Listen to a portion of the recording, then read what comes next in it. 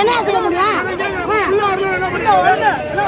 வேலைக்கு போயிட்டு வர எங்களை தோத்துறாங்க, என்ன செய்ய முடியும்? சொல்லுங்க, அதுக்கு மட்டும் பதில் சொல்லுங்க. வேலைக்கு போயிட்டு வந்தோம்.